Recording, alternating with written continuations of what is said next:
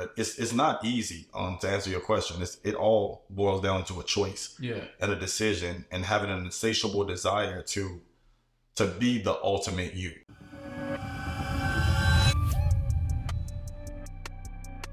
Yo, before we hop into this next episode, I want to personally invite you to join our community where we're growing, we're elevating, and we're cutting excuses. All I want you to do is hit that subscribe button and feel free to comment. I love you. I appreciate you. Now let's get into the video.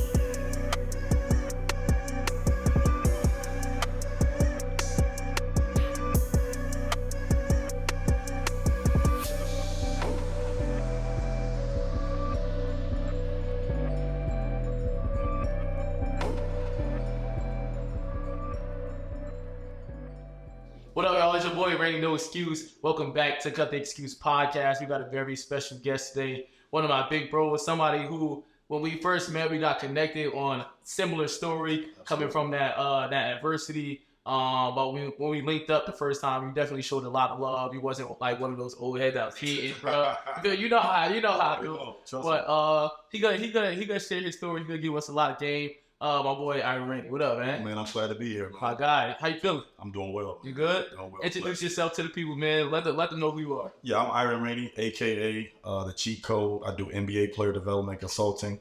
I got a huge youth basketball organization where we got about 250 kids currently and growing. I do a ton of motivational speaking, inspirational speaking, and got a book coming out currently, but we'll talk about that later. Yeah. He making some moves, but I want to tap into that story, right? I'm gonna let you just go and free flow on that story on how you got here, right? Because you ain't wake up just training NBA guys and get to that type of level, right? But you went through a lot to get here. You made a couple of mistakes. So have I. But yours. If it was anybody else, they would do their life away. Right. But you came through that, and you still made a name for yourself in the same space that you wanted to. Absolutely. So give us a little brief summary on that. Excuse me. Money calling is all right. Money calling. Money calling. Put that on solid. But I'll be honest, man. I'm grateful every day. I'm blessed to be able to be here. Obviously, I transformed my life, as a lot of you all may know, and some of you may not know. But I'm doing what I love, right? Which is motivating people, inspiring people through the conduit of basketball, which I absolutely love. Right. I got a divine love for people, but I also love the game of basketball. And I think the connection of the two is just absolutely blissful for me. But yeah, so, I was born in North Carolina. Pennsylvania is home. Okay. I lived overseas in Europe for about 8 years. The first 18 months that we moved there, my father ended up passing away from kidney and liver failure. So I kind of watched him die. Okay. That was detrimental, obviously, for someone that, is at 9 years old.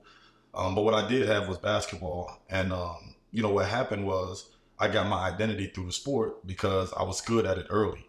And, when you're great at a sport early on and the world is always telling you yes, you're able to get away with things. You don't really have to work as hard, especially when something comes to you naturally. A lot of times, when you get older, it ends up coming back to haunt you. So I excelled early. As I stated, I was playing professional basketball at the age of 14 in England. So I was traveling, all over Europe, Italy, France, Germany, Belgium, just playing against other professional teams. I was one of the youngest kids, obviously, that was playing. I was one of the few Americans that was playing. All the other Americans were adult age. But I was hanging out with like older guys. Right. And I always had kind of like an old soul. But with the pain and the resentment that I felt for losing my father, I didn't really understand that that's actually, what that was. So it kind of sped my youth process up a lot faster than the average person. Okay. And once again, I got my identity through playing basketball. I mean, I was going out early on in life, going to clubs. I mean, in Europe, it's a little different anyway. Things that are taboo here are a little bit different there. People start smoking cigarettes early, right? People start drinking early. In France, they start drinking wine at, 12 and 13 years old because they actually appreciate it. Gotcha. But England is a little bit different. But yeah, I got an opportunity to just have fun early. After I was over in Europe playing professionally, I ended up going to 5-star camp in Pittsburgh under the legendary Howard Garfinkel. LeBron James was there and another guy by the name of Melvin Scott. I'm not sure if you remember him, but he played at UNC with Raymond Felton. Okay. I know Raymond Felton plays the 1 and Melvin was the 2, and they kind of interchanged. But I ended up getting most outstanding player there along with LeBron, along with Melvin.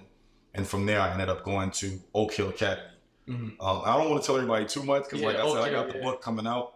But from Oak Hill, I ended up going to another public school. And let me back up. We won a national championship at Oak Hill that year. Yep. I played alongside Justin Gray, Billy Edelin, Sagana Job.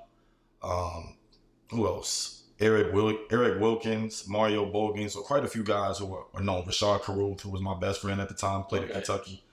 But so from there, I ended up going to another public high school. And that's really where it kind of got tricky, for lack of better words. It became, so I ended up going to this school. It was a public school in the hood. And I kind of did what I wanted. I was like the fresh fish that came from the prestigious Oak Hill Academy. I was hanging with drug dealers, killers, robbers, the whole thing. Going to school when I wanted to. I ended up having a girlfriend at the time. And her mom actually, was on crack. And I used to live with them. And so I kind of went to school from there. I went to my games from there. And I started kind of making extra money, dealing directly with her mom. Yeah. Obviously, she didn't like it. Yeah. But it was just one of those things where I was kind of trying to figure it out and figure out how to make ends meet, because it was just myself. My mother was, in Europe. Yeah. So she had no clue none of this was going on. Got you. And so from there, I ended up signing to West Virginia straight out of high school. Ended up not even attending there because the year that I signed, they ended up having an NCAA violation when Jonathan Hargett was there. A lot of people from that generation probably remember that. And just to speed the story up, I ended up going to 3 different colleges. And in my last year of college, I had a limited mindset, a limited belief system that ended up costing me my life. And I ended up, making some wrong choices, some detrimental decisions, ended up doing 5 years in federal prison. Wow. And from there, it gave me a chance to kind of introspect, meaning look deep within, go over a lot of my insecurities, my fears. I developed a different love for the game of basketball, which I thought that I loved it before. But the reality of it is I played the game out of fear, which is one of the principles that I teach all my NBA guys, right? To change the narrative. Instead of playing the game out of fear, the fear of feeling inadequate, the fear of not performing the way that someone else wants you to perform. When you learn to play the game out of pure love, you end up consistently exceeding expectations. And so that's one of the things that I learned in there. And I came home, I knew I didn't want to be the same limited being. And so I took my pain and turned it into my purpose. And now we're here. And how do you do that, right? Because I learned a little bit more about you from that aspect. So we actually have a lot more in common than I thought with the passing of the fathers, the prison, the certain crimes that we committed were sort of similar into that aspect. But turning that pain and not using that grief as an excuse. Right. Right. How did you turn that pain into your passion and your purpose? Yeah, that's a great question. So I think I honestly just got lucky because we can go either way, right? I was in there in one of the most negative environments from the outside looking in. But I turned it into a positive, and I was extremely cognizant about what I wanted for my life. I didn't know exactly, but I knew I didn't want to be that person, right? And I wanted to be happy because I had never experienced like true happiness before. And what is that? What is true happiness for me? Is being in a state mentally to where no matter what's going on, you're always at peace and can find the good in everything. Okay.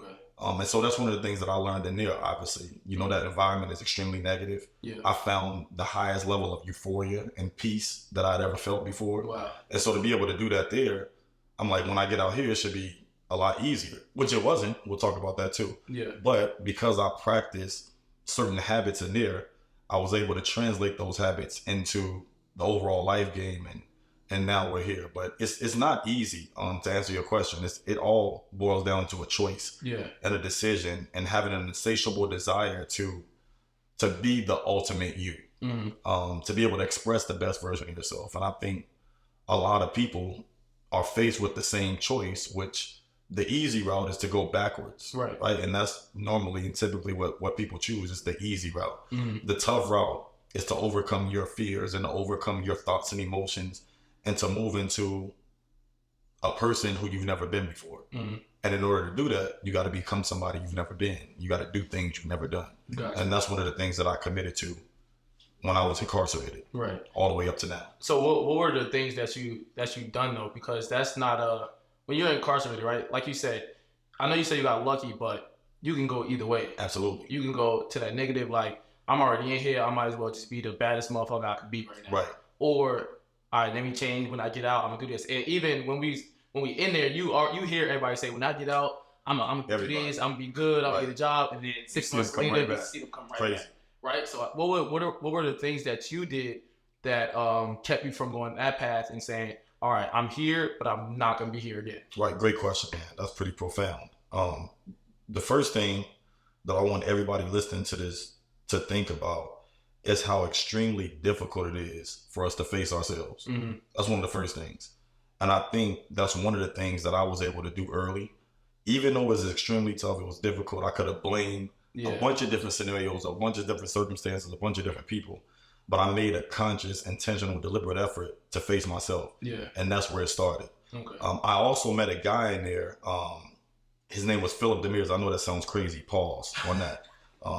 But he was an older Caucasian guy that was on the same case as Noriega. He was like 62 years old when I met him. Okay. Ripped up, he was almost unhuman, right? Because his routine was like strange. Mm-hmm. He did a lot of deep breathing, a lot of meditating. He woke up super early in the morning. He was never in any kind of confrontations. You never saw him emotional at all. Mm-hmm. And he's the one that really started me on my journey because he saw something unique in me. Yeah. And then there was another guy in there who was actually a part of the Italian mob that kind of took me under his wing. And, you know, I got a lot of stories from some of the conversations that we had, but that's really what, you know, shaped my journey to where I am now. Just understanding certain principles that they taught me and really applying those principles. Yeah. So you have this certain thing about discipline. Absolutely. Right? Why is that discipline important for not only the listeners, but for your growth as well? Right. Great question. You said, why is it important? Well, discipline is everything to me. Discipline will have a profound effect on our ultimate happiness. Discipline will have a profound effect on how other people treat us. Discipline will have a profound effect on whether we elevate or whether we're going backwards in life. And so for me, I'm one of those people that likes constant growth. Yeah. So discipline is extremely imperative for my life. It's for anybody listening right now.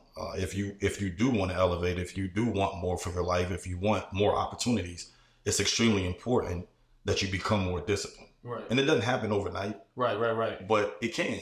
Yeah. Depending on how important it is to them. And I was going to ask you because we live in this era of instant gratification. Oh yeah, for sure. Right. So not only the instant gratification, but also because of social media, the comparison element. Mm-hmm.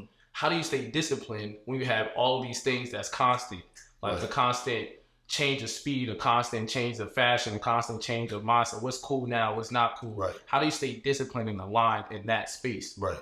Well, it's not easy. Once again, but I think the first thing that for me is I always remember who I am, and I always remember how people view me. Yeah. So I don't have the luxury to make the same mistakes or to follow the same paths as the average person. Gotcha. It's kind of like a gift and a curse, right? Because a lot of people don't really like you when you're not the same as them. Right. People are looking for familiarity. And when there's no familiarity, it breeds resentment. And I'm one of those people that I don't really care much about being liked, but I do care about being respected. And one thing that everyone will do is respect me just based on how I move. And that's important to me. And why is that respect important? Respect is important to me because we only have one life and we're here to leave our legacy. And if our legacy is something that's not based around respect, I feel like it's detrimental to not just ourselves, but to the people that are coming behind us. Okay. And so you have a lot of young kids, right? Yeah, I have 3. Yep. So you have 3 kids. Not only do you have your kids, you have a ton of kids that you train daily. Absolutely. Right? Over 200. Yep.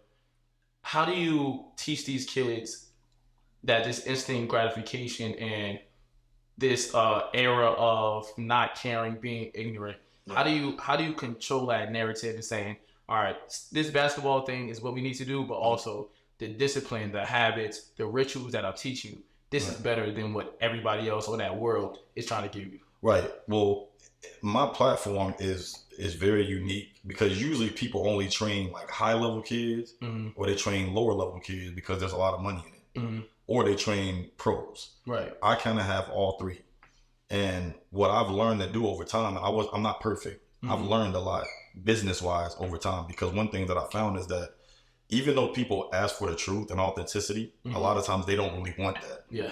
And so I've actually lost clients behind being authentic.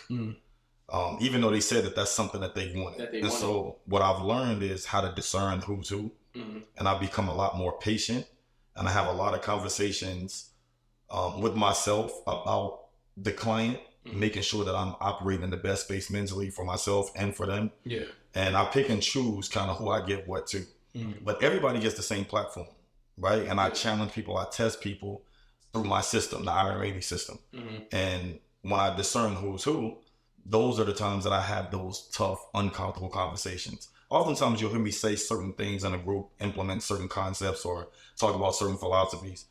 And within me implementing those concepts and philosophies, I'll be able to kind of tell like who is fully engaged, who wants what I'm talking about, and who is kind of like, I don't really know about that, or it might be too tough. Because I was just about to ask you, how do you decipher with that discernment of like who you gonna spend that time with and who you decide not to? Right. I wish I had a secret formula, I'll be honest with you, but some people are blessed with a gift, and I feel like I'm one of those people that's blessed with a gift. I look at myself as like the Tony Robbins of sports performance. Got you. Okay. And high performance achievement. So I literally, before I even talk about basketball, my desire is to connect with each and every one of my clients at the most vulnerable and the most authentic and the most psychological level. And from there, I build out a plan for their growth and their evolution for the sport that they desire to play. Got you. Yeah. So for the young people that come from the inner cities, right? That's challenging with, I'm nice at sports, I'm talented, but this drug money is cool right here, or this being cool is way better than this practice I gotta go to at 6 a.m. This practice I got 3 practices a day. I gotta work out 3 times, but this money real quick and fast. What message do you have to say to those people that's in our same shoes when we were younger? You mean to the people that are just watching, how that may be hearing this? It's a great question. The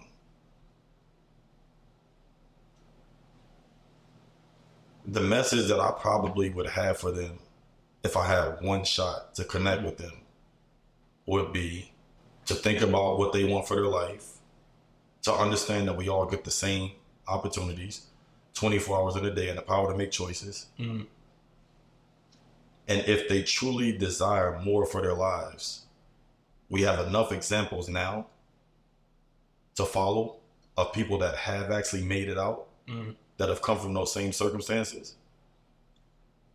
And to be willing to sacrifice who they are now for the person who they want to become in the future.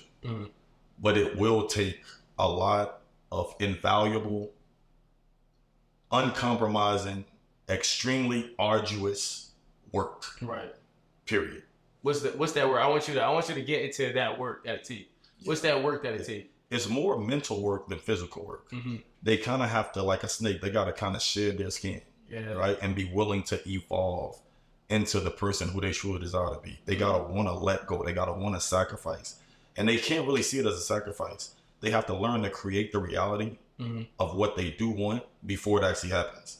And to get used to experiencing that mental state before it actually happens, which is the same thing as people that want to make it in basketball, the same thing that NBA guys, have to do if they're going through adversity mentally or going through a shooting slump. They have to continuously recreate exactly the feeling that they want and to put themselves or immerse themselves into what that feels like now, even though it hasn't happened, which is tough. It's tough, but it's a high level principle. Got you. So what are the things that you continue to do now to help you elevate and help you grow? Right, because I understand that you're the leader, right? Right. So you have all these people that follow you. How do you continue to grow and elevate and not stay consistent? Because you're at a high level right now. You don't. If you could kick your feet off if you wanted to. Right. But how do you continue to grow and how do you continue to elevate if you got all these people continually watching you, following you, and looking up to you? Well, the first thing is to express extreme gratitude. That's the first thing for me. Every day I wake up, I'm grateful. I think of 5 things I'm grateful for, and I immerse myself in the feeling of what gratefulness feels like based on those things. And this is every day? Every day. Every day before I put my feet on the floor, I think of 5 things, no matter what. So you have this morning ritual. Morning ritual, consistently. So if I don't do it, I can feel the difference in what my day's like. So I'm committed to it. I'm addicted to it. Okay. Yeah, it's like my coffee before my coffee. Okay. I drink coffee too, but you know what I'm saying? But I just feel like it's important for me to continuously grow. So I read voraciously, right? I read a minimum of 20 pages of a good book daily. Okay. Because that has a profound effect on how I feel and how I lead, and becoming knowledgeable and becoming, a person that's filled with information, not just for me, but to give away. I meditate daily. Okay. For at least 10 minutes. And how do you do that? I have a few different meditations. Yeah. Some of them are walking meditations. Some of them I'm just silent. Okay. Where I just get in tune with, myself, mind, body, spirit. Some of them are deep breathing meditations. Some of them are just literally thinking about how happy I am about where I am right now and where I'm going. But yeah, those are probably the main things. And I'm always conscious because in my industry, I'm dealing with so many different energies. Yeah. So sometimes my energy can change based on taking on certain people's pain. So I'll catch myself, quite a bit where I have maybe like a mood swing, right? But it's not based on my stuff usually. It's usually based on something I've taken on. Yeah. And so I'm always conscious of that. But what I try to do is whenever I'm in someone's presence, I try to add as much value as I possibly can to whatever conversation I'm in. Or to whatever person that I'm able to be around and connect with. Right. So you mentioned books, right? And I've been real big on books. Absolutely. What's give me 2-3 books that you're currently reading or that you read that help elevate your mindset? Absolutely. One of them that I've read that helped elevate my mindset is by Dr. Joe Dispenza. He's one of my favorites. It's called Becoming Supernatural. Okay. I'm asking this for me. Yeah. I know it's gonna help them too, but I'm asking for me. Becoming Supernatural. I wouldn't start off with that. Okay. It's a deep read. I would say start maybe listening to him on YouTube first. Okay. What's his name? What was up? Joe Dispenza. Okay. Yep. And another one, which is pretty well known, but Think and Grow Rich by Napoleon Hill. Got you. Yeah, that's one. Another one is As a Man Thinketh by James Allen. I saw that one. Yep.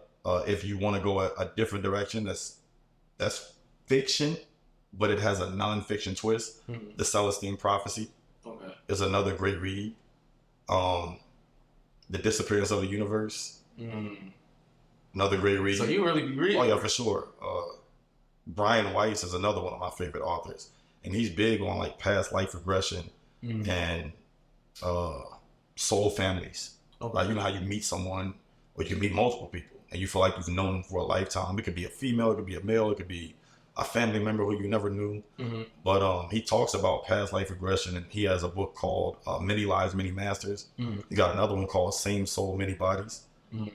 Those are two really profound books. And then another one is probably, you heard Jay-Z talk about it, by Gary Zukov, Seed of the Soul and Heart of the Soul. Okay. Extremely profound. Yeah, I gotta tap in. I'm gonna make a list of all these. I'm gonna make a list of all these. But I recently just got into books, and I said on one of the other episodes that within the past 5 years, books helped me a lot, like grow. For sure. Mentally, emotionally, like in all aspects. But I didn't really understand how important that was when I was younger, right? And I think if I would have had that knowledge, my life would have went way different.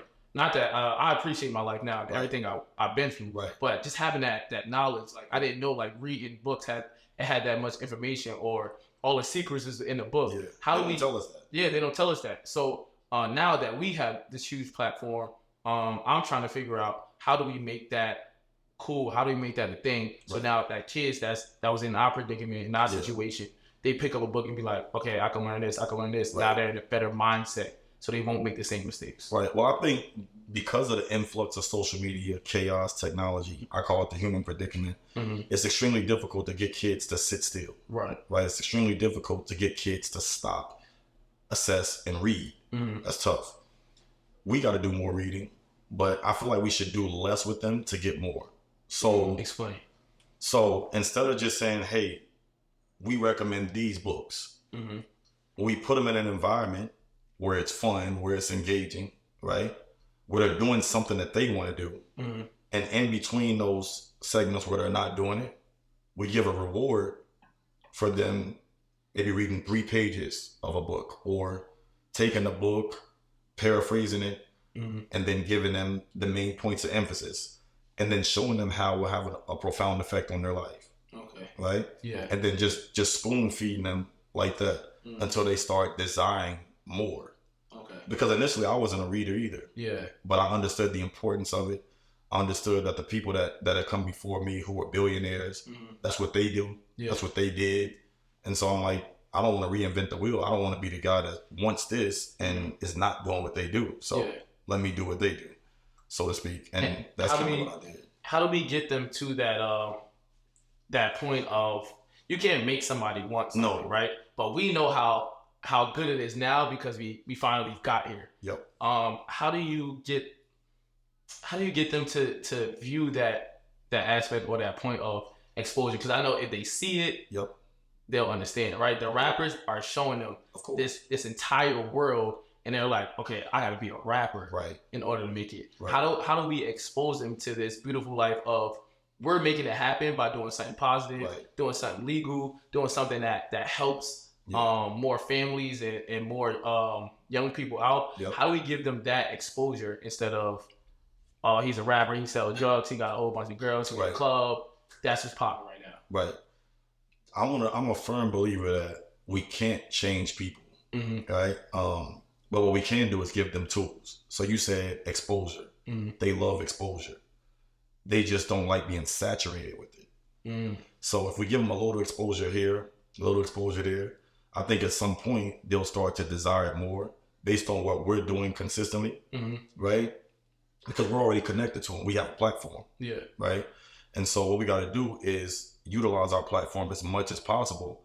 And then once again, spoon feed them a little bit here, a little bit there until they start showing a higher level of interest. And then if they don't, we got to accept it. Right? It's like, just like in the world, like even with adults, like we can't change people. It's extremely difficult. Right? We see what they could be. We see if you were able to, if you just listen, just like you, right? You're in the workout space. Right. And people obviously want to lose weight or they want to get stronger, and you're telling them, these are the 3 things that you got to do. They might follow 2 of them, but that 3rd one they're leaving out. You saying, look, you got to do all 3. All 3, yeah. And then they come back to you not getting the results that they want. And you tell them, I told you to do all 3. It's the same thing. Yeah. But at some point, they may end up getting it. Yeah, I think that's one of the hard things for me as a trainer. Is like, I was blessed to see a lot of potential in people. Yeah. So I can see where you could be, where you could go. Like I had people in my life that when I was at the bottom, they saw greatness in me no matter when I was sleeping on the floor, that's a big when deal. I was, bro. So they saw that. So I think they passed that down to me, where now I can see the greatness in people, and I always try to push people to be their best self. So when they don't take that advice, I be like, I take that a certain way. So also as, doing something in the same field, what's one of the hard things for you with motivating people and inspiring people? Right. That's a great question. So one of the things that I've learned is to take my ego out of what I'm doing. And when I say my ego, I'm not talking about like the rah ego. But as leaders, oftentimes we get caught up on people utilizing our message and our system for their performance. But if they underachieve or underperform, a lot of times we take that on. Right. Right? The ego feels vulnerable. It feels insecure. It always needs to attach itself to something. But when you learn to love and just let go, you end up being a lot happier, and you allow people to be themselves. So how do you do that though? It's tough. It's just a choice though. I mean, when you say how do you do that, I know what you're saying. We're looking for maybe I am looking for But the reality of it is, we got to learn to let go. It's an Eastern philosophy. That's why I'm not religious. I'm very spiritual. But in the Buddhist teachings, they talk about the art of letting go. Okay. You just allow people to be them. So how do you let go in a space where we're helping people? Right. Well, you're not giving up. You still give them as much as you possibly can give them. Correct. Right. but then you let them take the lead for their own lives. Because we can't play for them. Right? We can't work out for them. Right. You keep a positive mental attitude, right? You're super intense and optimistic on where you see them going, no matter what. And then you let them kind of find their way from there. And how do you get this? You have this real philosophy of peace, right? Right. Even I'm gonna give them a little insight. You came here earlier. We supposed to record the episode. Yep. A couple things happened, and you was just chilled. Like you just like it happens. I took it as a sign. Right. I'm gonna come back in a couple, and then we gonna shoot. Yeah. Right. How do you have that mindset of just peace? It is what it is. I'm gonna let it happen. Right. And we just gotta stay calm. Right. Once again, it's a choice, and I personally know what I want for my life. Obviously, I'm super connected. I'm big on energy. You hear a lot of people say that. Yeah. But I'm really big on energy, so I take on other people's stuff. Right.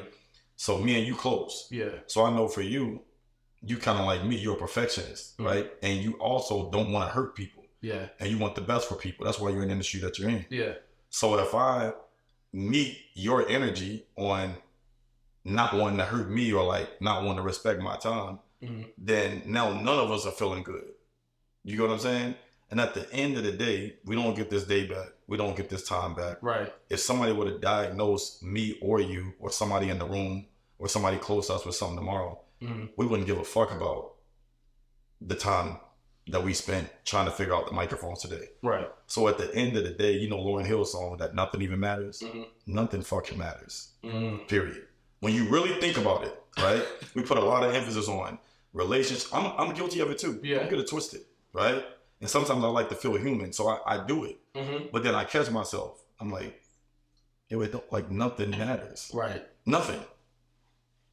So you live your life right now like it's all good and it matters. Yep. Not saying I don't care about people or I don't care about life. Right, because how do you distinguish that aspect or that mindset of it don't matter, but I still care about everybody? Right, of course. So there's one thing to care, it's another thing to control. Two different things. That was great. In the Bible, in the Quran, and the teachings of Buddha, every religious book, it talks about love. Bob Marley talked about love. There's a famous quote that says, when you love something, you're willing to let it go. That's what true love is. So a lot of people don't realize about relationships. People think that you can be in love and out of love. There's no such thing. There's nothing our mothers would ever be able to say or do to us to make us say, we don't love you. Yeah.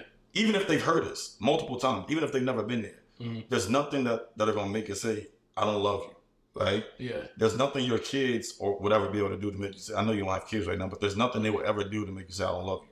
Now, obviously, they're your kids or they're your mother, so you express that love differently. But it's the same thing when you deal in relationships, right? If you love somebody, you're willing to allow them to be themselves. Willing to allow them to go. Not saying you push them away, right? But you just allow them to be, right? And they should be allowing you to be. And then the two of you all come together and try to add as much value as you possibly can. That's what we should be doing to all of our clients. We're trying to add as much value as we possibly can, and then we let them go. Add as much value as you possibly can, and then you let them go. And then they end up feeling and sensing what we're giving them, right? Because we're all connected. It's deep. We're energy, right? Yeah. And then we end up becoming a lot more blissful because there's no attachments to outcomes. But if you're attached to the outcome, meaning my happiness or sadness is based on their performance or their success or failure, we play like a puppet for the rest of our lives. So how do you not get like so emotional about the outcome where there's also a thing of goal setting or goal achieving? How do you like split those apart? Because even with the goal setting, you still want that outcome to be of course, that you get that goal. Right. So how do you separate those two and make sure they're not intertwining? Right. So you can set goals, right? You can have a bigger vision. I'm one of those people that always tell people, create a bigger vision for your life. Yeah. Right? And you do as much as you possibly can do so that you're always moving in the direction of the goal. One of my favorite speakers or New Age thinkers, Earl Nightingale. He talked about what success is. And he said a lot of people think that success is one of these esoteric things that are only made for a few, or success is achievement. But he said something a little bit different. He said that success is the progressive realization of a worthy ideal. I'm going to say that again. It's the progressive realization of a worthy ideal. So it's not about actually achieving a thing. It's about constantly progressing and moving in a direction. The journey. The journey. So when you're focused on the journey, you don't have to be attached. But when you're focused on that actual achievement, it's tough, because now psychologically it's based on achieving or not achieving. And let's just be real, you've achieved a lot, right? And I commend you too, by the way. A lot of people don't really understand, even though you're interviewing me, right? But your story is pretty significant and pretty profound. And the reason why we connected, and the reason why I respect you so much, is because what you've been able to overcome and your passion for helping other people overcome and exceed expectations. Yeah. But yeah, it's just one of those things, like, where we always, like, even some of the NBA guys, you know what I'm talking about, they get caught up into outcomes. What I was going to say, I'm sorry, I lost my thought. You've achieved, I've achieved. When you achieve something, right, after you achieve it, are you as happy as you thought you would be? A lot of times you're not. Right? Because we're people and we're men. We're people of purpose. And the only way to live happily is to always be moving in a direction of purpose, to always be progressing into something. Once you get it, you're on to the next thing. You're on to the next. So the journey is what we got to appreciate. But as you're appreciating the journey, you turn your expectations into appreciation. So that's how we enjoy the journey. Exactly. Being grateful. Gratitude. Exactly. Gotcha. All those keywords. Ooh. I think we got a lot of gems today. Oh yeah, for sure. I think we got a lot of gems. But before we end it though, I ask every person that comes up here, what's one thing that you deemed as an excuse that you had to overcome? What's that one thing that held you back, that you just couldn't get over? You kept using that as an excuse, blame, whatever. What's that one thing you had to cut out your life in order to get to where you are now? Great question. I would say for me, basketball wise in particular, because I excelled so early, and I never played travel basketball because I was in Europe, so I was playing professionally. But I didn't have the hype machine behind me. Whereas if I would have been over here during those periods, because of how well I was doing playing the game of basketball, I would have had more publicity here.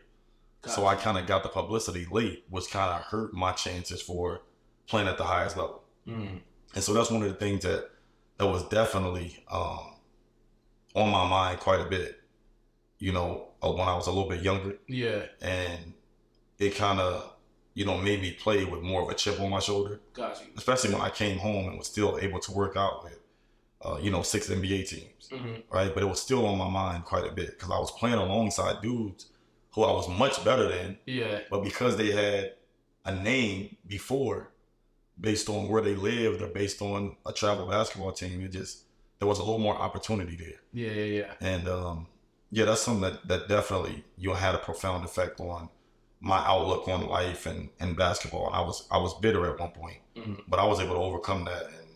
And how did you overcome that? Just time, honestly, time, a change in perspectives, understanding my value, understanding that everything happens for a reason, that there's nothing coincidence, and just making a choice to just maximize who I was at that point up to that. Yeah, and not just harvest on that. Exactly. Gotcha. When we harbor things, it didn't hurt anybody else but us. So. But us. Yeah, 1,000%. So how do you, before we end, we supposed to end. No, I'm enjoying this conversation. How do we get that thought process of not harvesting on those type of things of, dang, I could have had more if I would have got more exposure, right? Or I could have did this. How do you get that mindset of like, I'm just let it be? Look at it as a sickness. Nobody wants to be sick, right? So the more you harbor on things that don't make you feel the way you want to feel, the sickness gets worse. And so I always teach people, always think from the place that you want to feel. Even when you're playing basketball, So you'll see dudes work out, they'll miss shots, curse themselves out, thinking that the next few shots are going to be better. Yeah. They might be, but it's tough to sustain that. Yeah. So I'm always one of those people that's firmly talking about thinking and feeling from that place that you want to be feeling from. It's a little different. I got a lot of gems from this conversation, but I hope, and you could let me know. I hope that a lot of the stuff that you covered today is in this book. Oh yeah, for sure. For sure. You got the title. Not the title yet. We're working on that. That's actually the first thing we're working on. Okay. We submitted a proposal, signed the contract, signed the deal. We're good to go. Dang, congrats. Off and running. But the title is definitely going to be super important. Dang. Yeah. I congratulate you. Yeah, I appreciate you, man. That's huge, bro. From everything you've been through, from the adversity, from your pops passing, to you making mistakes, the prison system. Now you training a whole bunch of youth NBA guys, and now to a book. I think your character and the things that you do on a daily have got you to this point, and I definitely appreciate you from coming on this podcast. And with that being said, there's no more excuses, man. Cut the excuse. We out, man.